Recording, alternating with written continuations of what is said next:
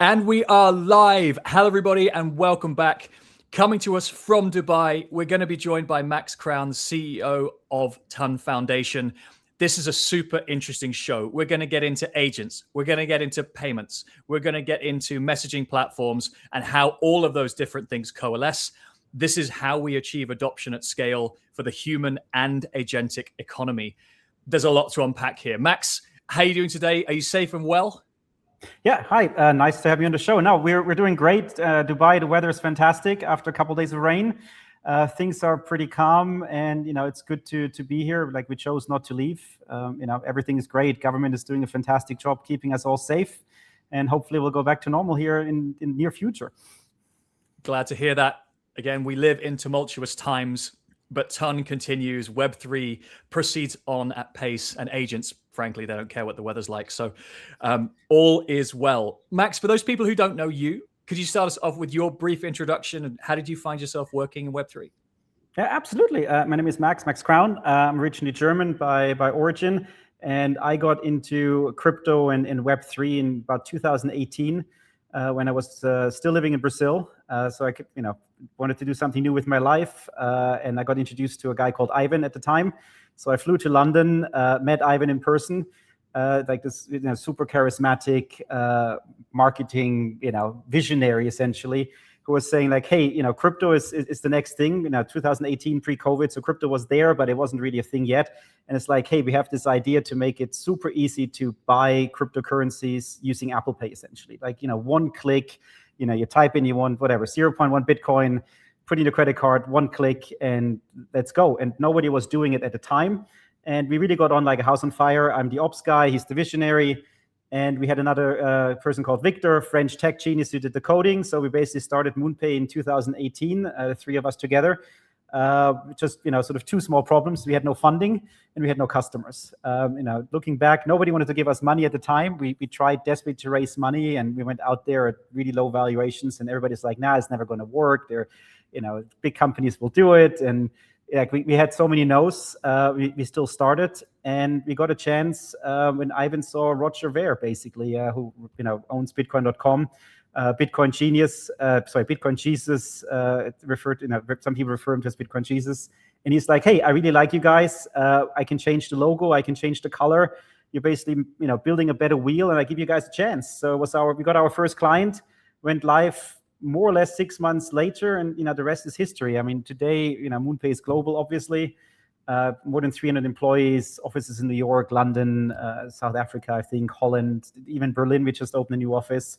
And every day is like, new things happening, essentially. The latest was the MoonPay agents and the open wallet standard, which was just released a couple of days ago. So it's a really interesting time to be in crypto and be, building new products, essentially. Absolutely. It's a slightly different origin story for some. And if you boil it down to the constituent parts, living in Brazil, having your best life, a guy called Ivan calls you and asks you to come to London, and then suddenly you find yourself in crypto. At face value, that could sound somewhat challenging for most, but here you are. Kite surfing to let's live in the office. We're not going to pay you. No idea where this is going, but are you up for the ride? And I was like, yeah, why not? I mean, I needed to change of pace from living literally on the beach, northeast of Brazil, Natal. Great for kite surfing, great for surfing. But it's just very, very far away. It's like, it's a great place to retire, but not when you're in your mid-30s at the time. There we go. As a Web3 origin story, love that one. Also, shout out to Ivan Soto-Wright from MoonPay. He's been on the show before.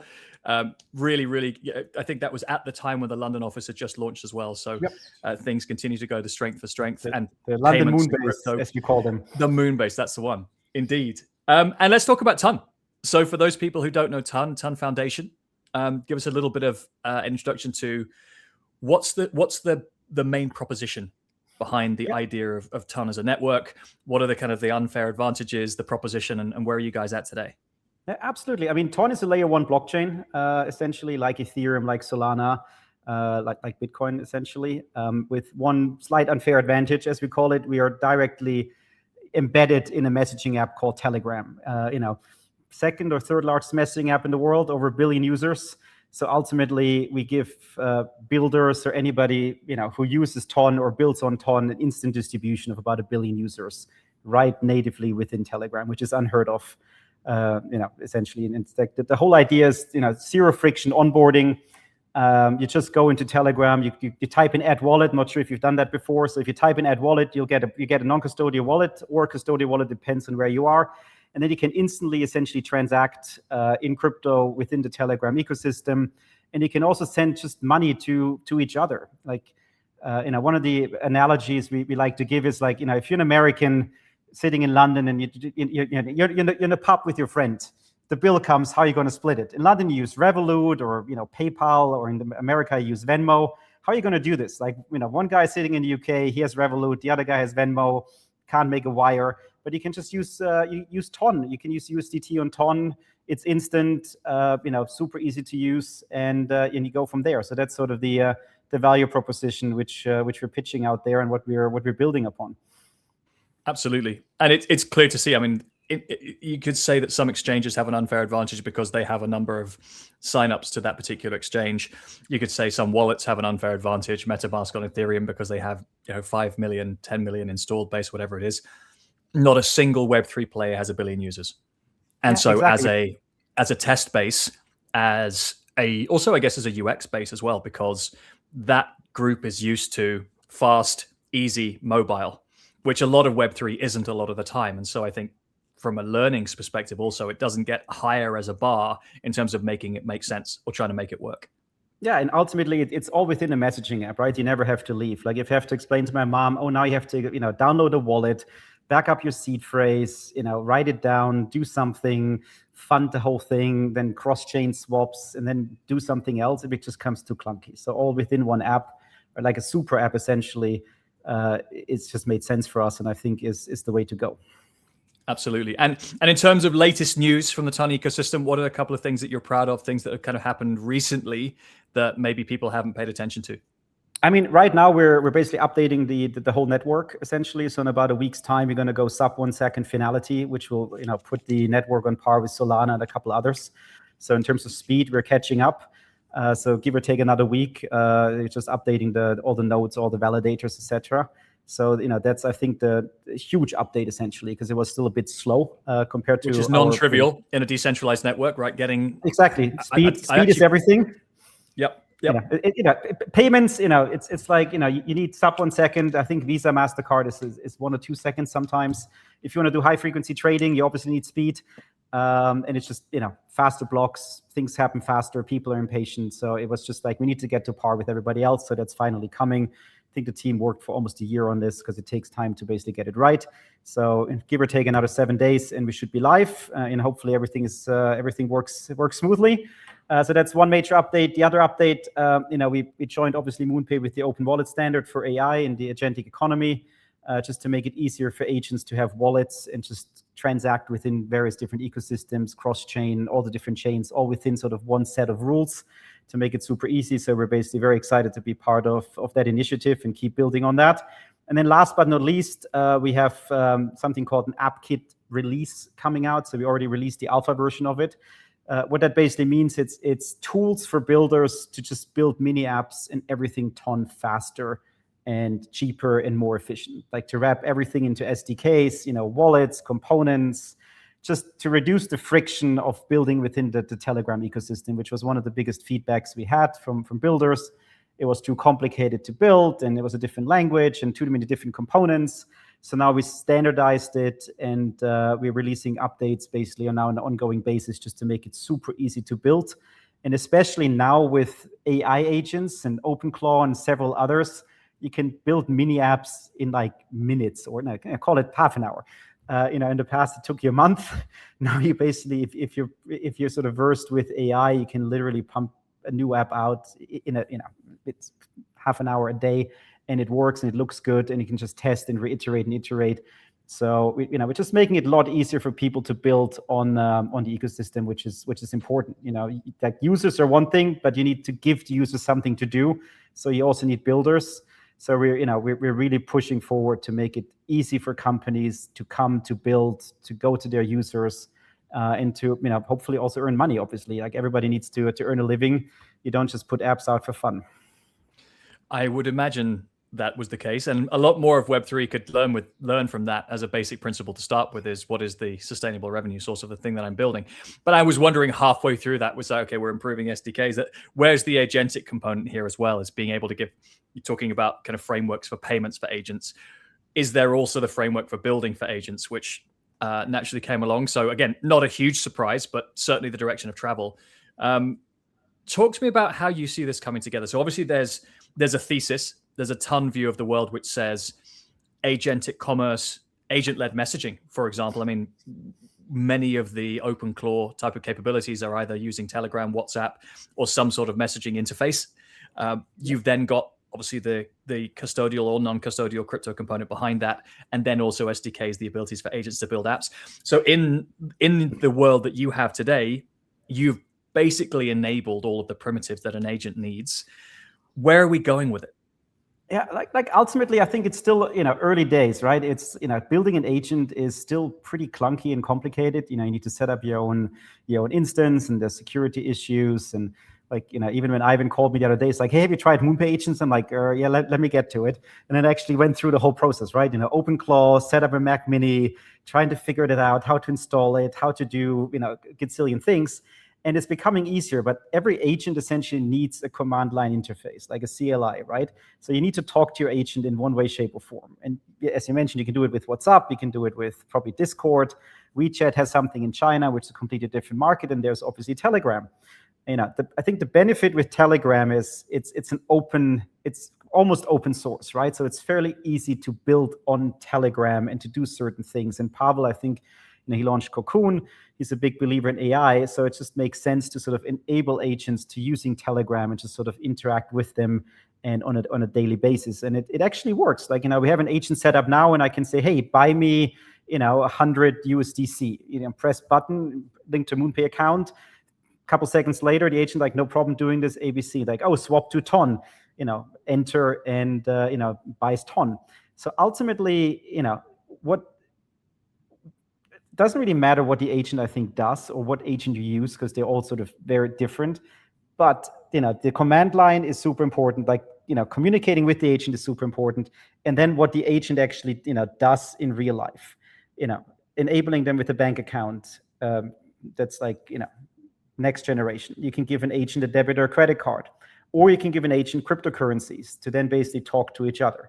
And I think that's where sort of Ton plays a role in it, because you can have almost, I would say, it fills the gap between payments between users and agents, agent between agents, and then you can go one further. You can do the whole staking, deposits. You can do escrow agreements. For example, hey, do 1,000 iterations of something. You write it into a smart contract. Agent says, hey, I've done it. You validate it, gets paid out automatically. And I think that's where crypto, like blockchain, it comes in, and it plays a huge role in just enabling all those tasks and making them sort of, I think, trustless almost. Like there's, the blockchain will be the validator to make sure that what you say happens, and sort of enables the whole ecosystem, and just, is the layer of trust between two parties, that everything actually will work in the right way, shape, or form. And there's, I guess, other issues with it. If you spin it out, like which agents are legitimate agents, right? Which are legitimate transactions? Like there's a lot of things which will be ironed out in the next, several months, probably years even, to have a fully AI empowered economy. We are early. In many ways, but certainly you just sort of talking through the experience of setting up OpenClaw on your Mac Mini and all this sort of fills me with the anxiety when I started doing it for myself and thought, do I have to do this now? At some point, somebody is going to create the SaaS version of this, or the slightly more user-friendly version of this, where I don't have to go through 10 or 20 pages of documentation, where I don't have to debug the thing myself, and eventually it becomes more effective over time. But we are probably 6 to 12 months into this journey. And it's okay. I wonder whether you see, does the messaging layer, or does the interfaces and the plugins that something like a Telegram creates, does that become the default for interaction with some of these services, right? Where Shopify is in some cases the interaction to e-commerce, does Telegram become the interaction between humans and agents? Is that broadly where you're trying to put Telegram and Ton?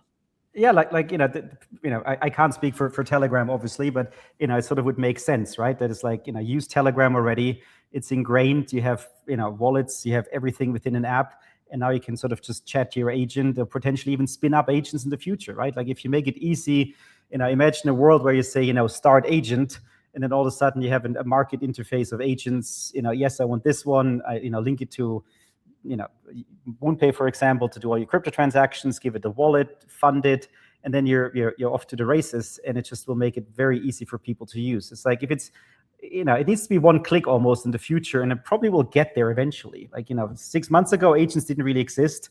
Now all of a sudden they're almost everywhere, and it's still sort of the early adapters.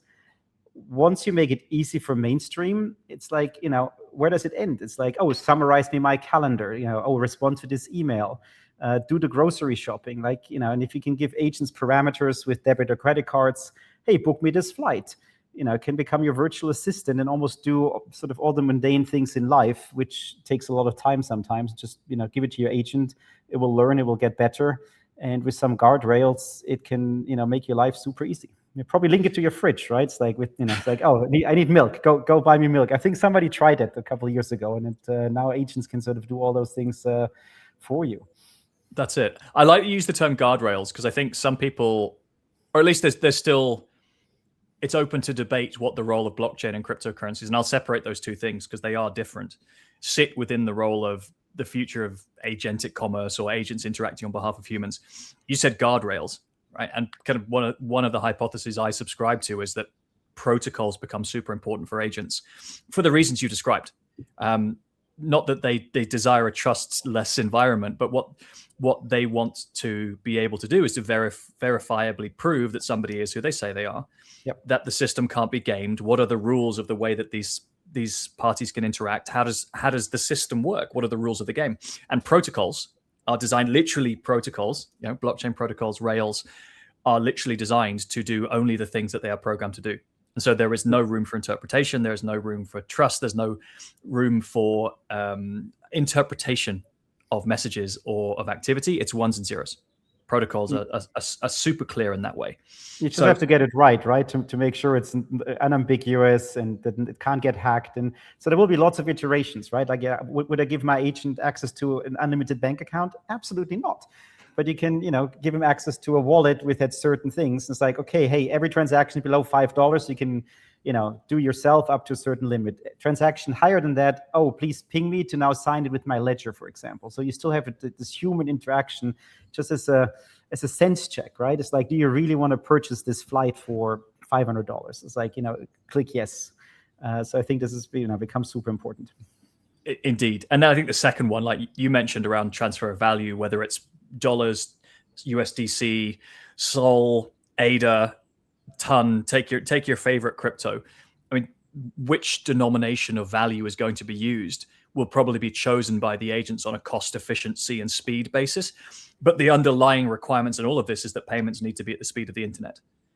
So going through interbank systems, or even going through Visa and MasterCard systems cross-border, or in virtual space, if there are no borders, is going to be a necessity.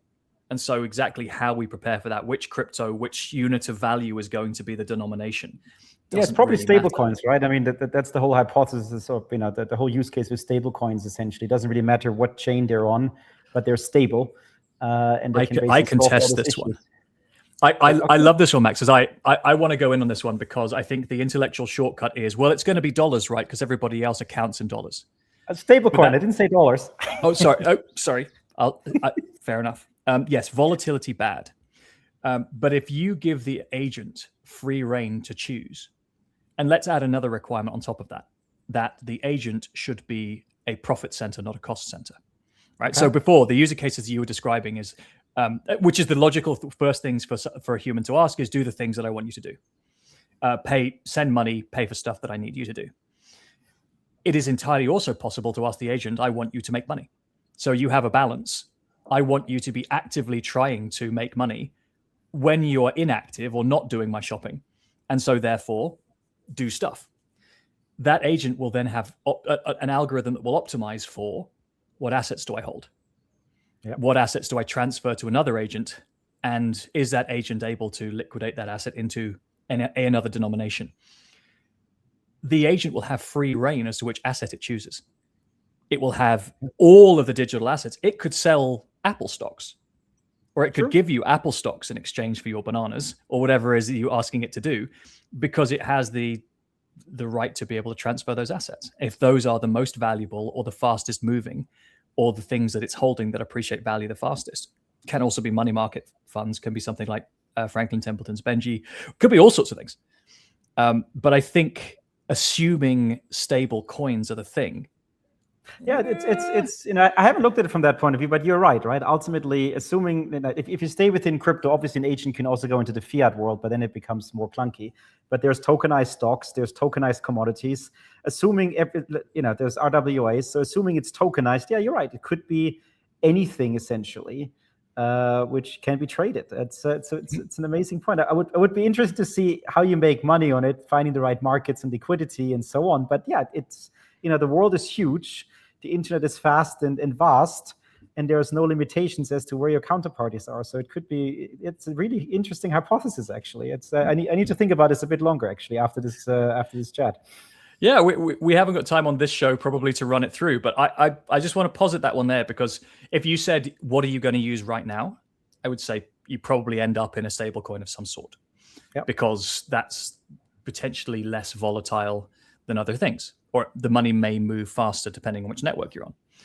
If there are digital assets that are yield bearing, that an agent wants to hold as yield bearing, another agent will accept, and it will also be happy to be yield bearing. That's going to be challenging for stablecoins in the short term, depending on where we end up with clarity. Or there will be plenty of other digital products that will generate yield. Anyway, yeah, or even oil, gas, right? In situations we are right now, somebody wants to sell oil, gets it's an agent, right? They will find their way. They communicate much faster than us. Then guardrails will become very important. Essentially, it's like, hey, don't do this, don't do that. You can do this. It's don't take leverage, or maybe do. I don't know. Don't take leverage, but just take leverage, but don't lose money. Always take leverage with a stop loss. If we figure this out to tell your agent to make money with leverage and not lose money, I think we would all be sitting on an island somewhere and enjoying life. Well, I mean, these are the parameters. It's just where things go wrong is people sell at the wrong time or mistakes are made. I don't know. Timing is everything, right? Exactly. Moving swiftly on. Let's talk about the interface between payments and messaging, because I mean, this is kind of bringing us back to today, or bringing us back to the real world. Where are we in terms of the current maturity, or what are you working on in terms of where stablecoins, crypto payments, agents are interfacing with messaging and payments today? Where do you think we are in the state of the art? I think we're still super early, to be honest. There's so many different protocols competing, and Google has a protocol, Coinbase has something. There's different consortiums. I think we need to work on a standard, essentially, just to make it easier. Otherwise, it becomes it becomes fairly messy. There's different companies doing their own chains. Circle, I think, is launching a chain. Stripe just launched their own blockchain for some reason. So I think it's still very early days, sort of which protocol will win. I think the beauty with crypto is, and because it uses the internet, at the end of the day, I don't think it matters as long as they can talk to each other. Like, it's not, is it, it depends how old you are. If you go back, is it like Blu-ray versus whatever there was at the time, right? There was different standards for DVDs. And at some point, just one protocol won because they needed the hardware and it was sort of clunky to switch.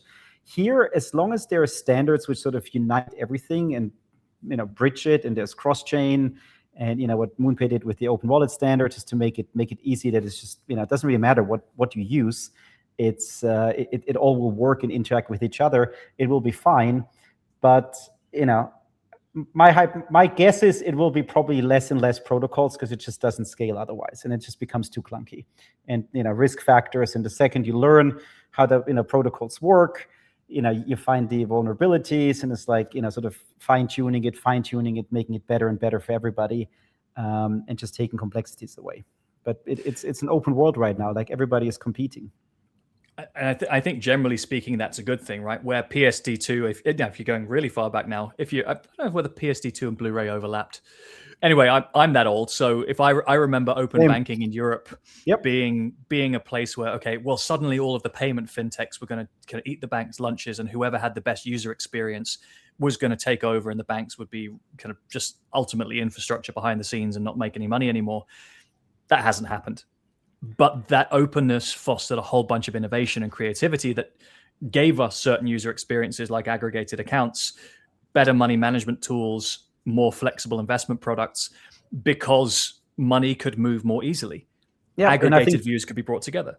Exactly. I think PSD2 was 2015 or something, or even before. I mean, it's a long time ago. Given it involves regulators in different countries, it took this long for neobanks to sort of get where they are. I think with crypto, it will become a lot faster, or blockchains. Let's call it blockchain. With blockchain, this evolution, the speed will become, probably months or years and not decades anymore, just in terms of evolution. And we have, more or less clarity at some point in the United States and in Europe and other jurisdictions about what is possible and what isn't possible. So at least you're not guessing if you're within the law or not within the law. So that actually really helps, just to have regulation, which hopefully enables this industry and just gives you the guidelines of what you can and cannot do, which wasn't possible before 2 or 3 years 100%. ago. I've said on many a show the amount of, firstly, lawyering dollars, and secondly, teams' time that was lost in fear of the SEC or the former iteration of the SEC, plus unclear regulation. It could be 20 to 25% of the entire organization's capacity, which could otherwise be put towards operational efficiency, user experience, or growth. Yeah, no, we had the same experiences, right? You just have to answer to the regulators, and some are more aggressive than others, and you have to play ball. But it's always easier to work with a regulator who has clear guidelines versus no guidelines, and you just get a letter in the mail at some point to explain yourself, and then you spend a lot of money in legal fees. So it's definitely helpful to know how you're playing. Like ultimately, looking back at MoonPay 2018, would we probably do it again? Difficult now, Yeah, you just wish you'd started it 5 years earlier and everything else started 5 years later.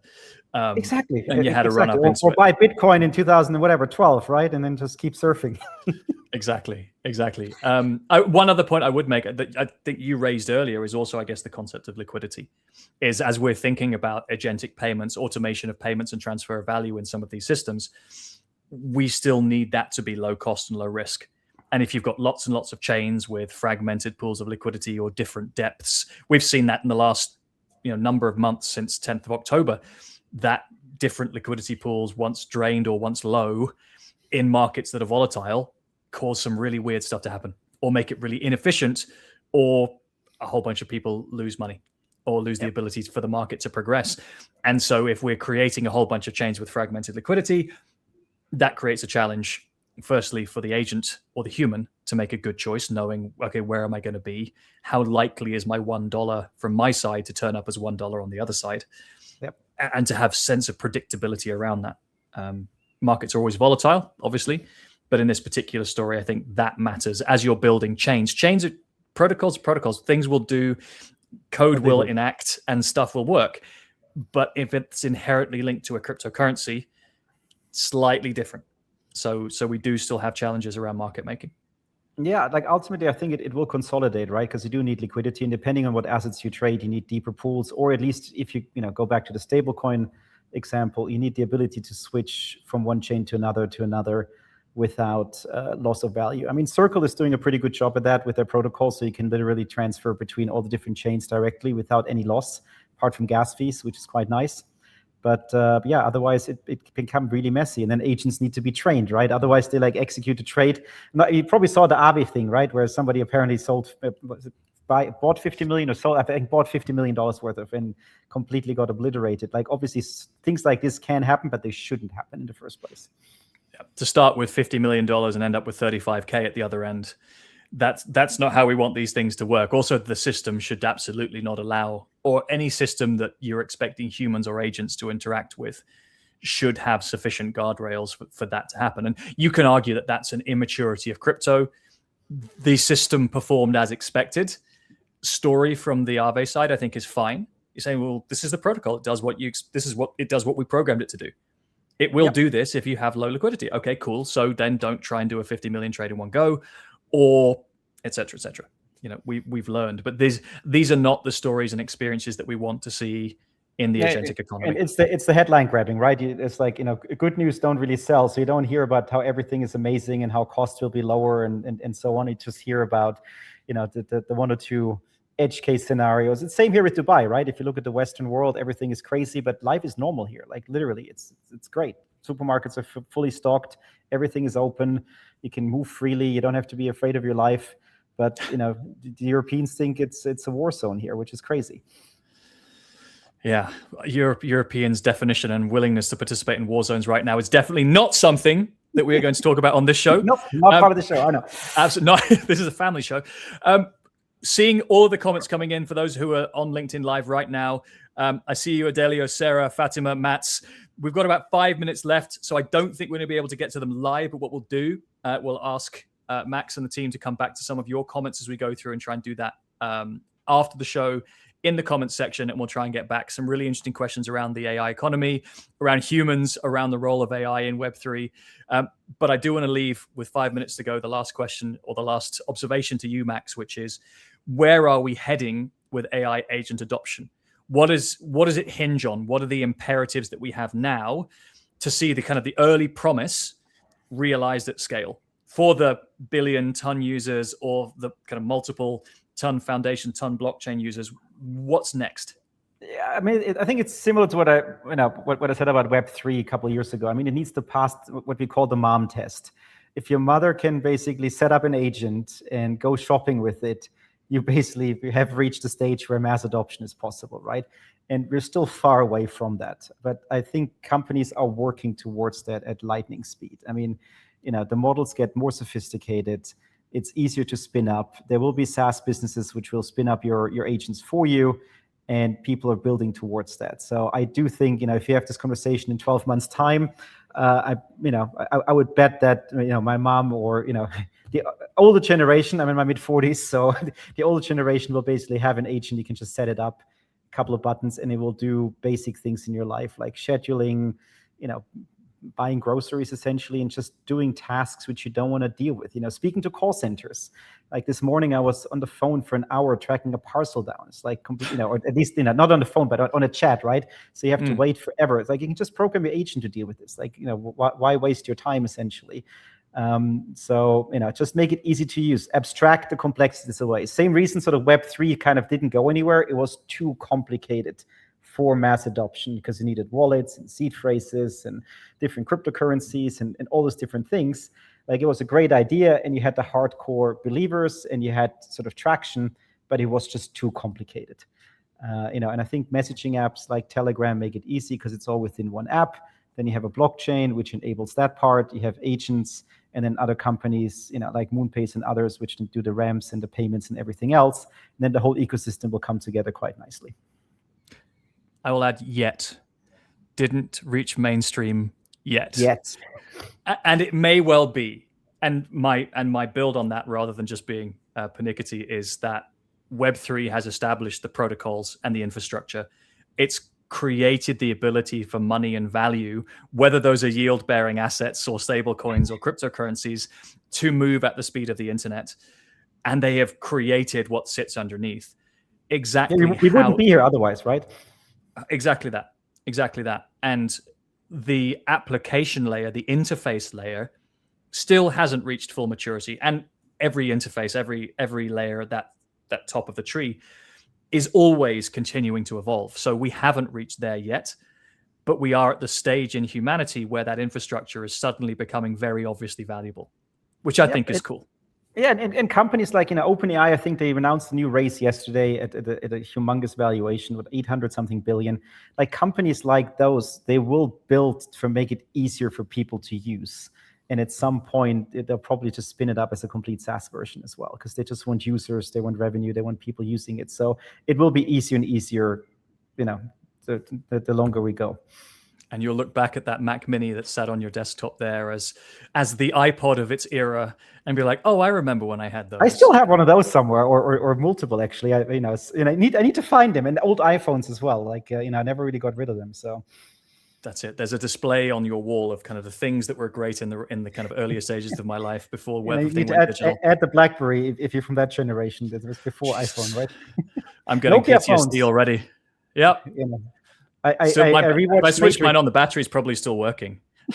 Yeah, 1 week battery life, right? I rewatched Matrix the other day with some friends, and you have this Nokia phone with the little, coming out. I was like, hey, I had one of those. I remember those. I had one of those, and they were awesome. I was the coolest guy on campus. At least I thought I was. Exactly. No, good old times, and playing Snake on the phone, right? That's it. Max, we've taken a fun trip down memory lane. We've looked forwards to the future of AI payments, agents, and messaging.